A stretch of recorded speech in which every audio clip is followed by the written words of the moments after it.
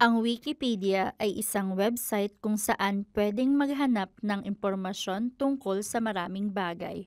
Para itong isang encyclopedia sa phone mo na nagbibigay ng agarang impormasyon sa anumang paksa.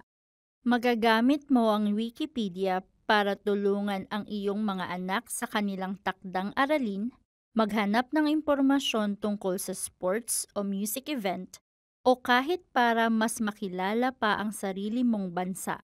Maraming impormasyon ang Wikipedia tungkol sa iba't ibang bagay na gusto mong tuklasin. Mahanap mo ang Wikipedia sa smartphone o feature phone mo. Kung gusto mong gamitin ito, itap ang internet browser icon. I-type ang www.wikipedia.org.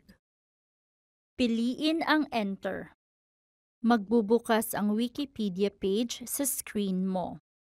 Makikita sa page ang isang buod tungkol sa hinanap mong impormasyon. Sa ibaba ng page, makikita mo ang mas maraming detalye tulad ng kasaysayan, politika o mga taong may kaugnayan sa hinanap mo.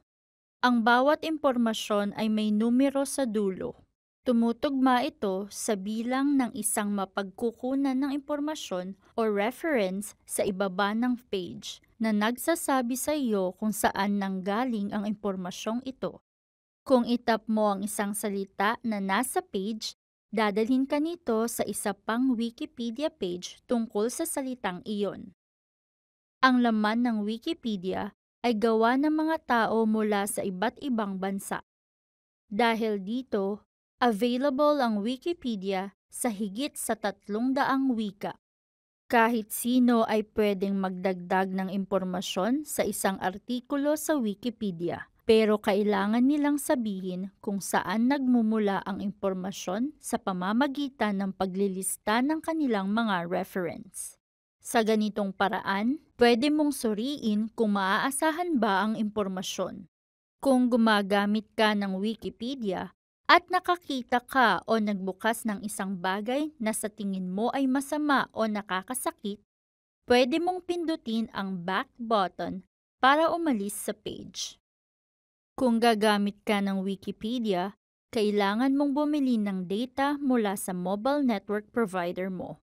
Sa Wikipedia, kadalasan ay mga text at larawan lang ang makikita mo, kaya hindi ito malakas gumamit ng data. Pero kung pipindutin mo ang isang bahagi ng Wikipedia na may video o musika, mas malaki ang magagamit nitong data.